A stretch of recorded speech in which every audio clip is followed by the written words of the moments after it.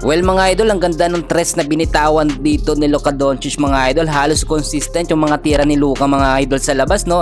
At talagang very unexpected yun. Tignan naman natin yung ginawang sobrang mapisikal dito ni Trey Jemison, no? Yung depensa niya, no? Halos sakalin niya na, no? Yung point guard nga po ng New York Knicks. Kitang-kita nyo naman mga idol, ganyan talaga ka-physical maglaro si Trey Jemison, no? Kaya nga sinasabi natin, no? Nagkaroon ng maraming foul, no? Kahit si Luka mga kaibigan, nakita nyo naman kung paano niya binalya, no? Yung bumabantay sa kanya, no? Talagang mapisikal din, at dito nagkaroon ng sunod-sunod na foul etong si Luka Doncic. Tignan din nating mabuti mga idol yung ginawa nga po dito, no, ni Dalton Knecht, which is very effective siya sa first half ng game, no, which is dapat ka nasa starting 5 yan si Dalton Knecht, no. Tignan din natin dito mga idol yung ginawa naman ni Luka to LeBron connection. Lagi natin nakikita yan mga idol at nasasanay tayo sa ganyang pasahan ni Luka dito kay LeBron James. So simulan natin dito mga idol, ano bang nangyari sa laban ng Lakers at ng New York Knicks. Nasa starting lineup nga po, no, etong si Jackson Hayes, si Luka Doncic, LeBron James, at nagbabalik na sa lineup sa starting 5 si Austin Reeves at si Dorian Finney-Smith. Hindi pa rin available dito si Rui Hachimura.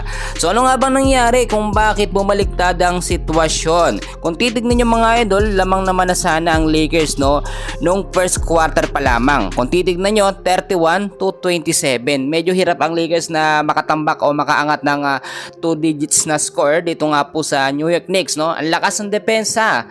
Ang naging problema dito mga idol, kung titignan ho ninyo, sa first half pa lamang ng game, 51-60. 9 points po ang kalamangan dito ng New York Knicks. And so far, kung titignan ho ninyo, matataas naman yung mga puntos na natala ng mga superstar ng Lakers, no? Pero may napansin tayo, bumaba yung puntos dito. Ito nga pong si Austin Reeves, no? Si Austin Reeves, nabigyan ng 16 minutes of playing time, merong 4 rebounds, pero meron lamang siyang 3 puntos, 3 point po yan dito nga po sa first half ng game. Etong si Luka Doncic mga idol, so far hindi talaga siya nagpapatalo, matindi talaga. 18 minutes of playing time, merong 3 rebounds, 6 assists at 18 points. LeBron James 18 minutes din, meron pong 4 rebounds, 3 assists at 16 points. So sinasabi natin dito, consistent naman na nakakapagbigay ng matataas na puntos ang scoring machine ng Lakers, dalawang superstar LeBron James at etong si Luka Doncic. Nagkaroon sa depensa, no, ang problema ng Lakers, dahil kung titignan ho ninyo, na physical o medyo mapikas-sikal din ang ginawa ni Trey Jemison na depensa. Malakas naman, kaso nga ho, ang sinasabi natin dito, prone sa foul, no, etong si Trey Jemison. Kahit si Luka mga idol, kahit yung tipong mabalya lamang niya o masagi lamang niya, no, yung kalaban, no, ay pinipituhan agad siya ng referee. Ang sinasabi ko mga kaibigan, madalas na pagpapahinga etong si Luka Doncic, which is kapag natatawagan ng foul, sa bench muna. Kapag nasa bench si Luka, humahabol o umangat ang kalabangan nga po ng New York Knicks. Marami tuloy nagsasabi ngayon na hirap ngayon ng Lakers dahil eto nga pong New York Knicks ay tinalo lamang ng Golden State Warriors. Laging ikinukumpara yan ng mga bashers nga po ng Lakers at sinasabi hindi daw consistent ang depensa ng Lakers. Para sa akin mga kaibigan, kung titignan ho ninyo, super okay naman, no.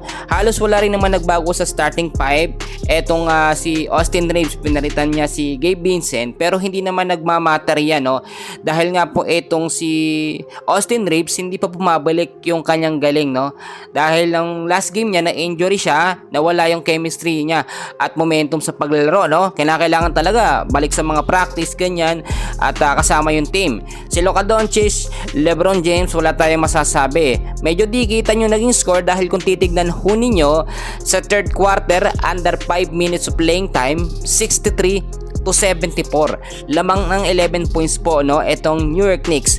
At kapag hindi yan nagawa ng paraan ng Lakers, talagang talo sila, no. Pero sinasabi ko sa inyo, kapag ganitong crucial and intense talaga yung laban, kinakailangan babad na babad yung mga superstar ng Lakers. Ang problema natin ngayon, eto nga pong si Luka Doncic, nakakailang foul na sa first half pa lamang. So kapag na-foul out etong si Luka Doncic, wala na, no, mas mahihirapan. Kaya si LeBron naman nag-iingat din sa foul, no. Malimit silang natatawagan. May mga nagsasabi pa na pabor nga daw ang referee dito sa New York Knicks. Kapag ang New York Knicks mga kaibigan, yung mga player nila nakakagawa ng foul or nakakasagit, nakakabalya sa Lakers player, hindi tinatawagan ng foul.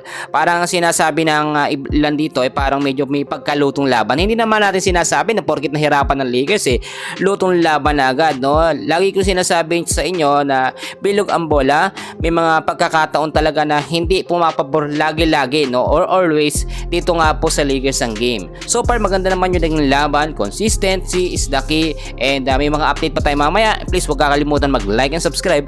Maraming salamat po.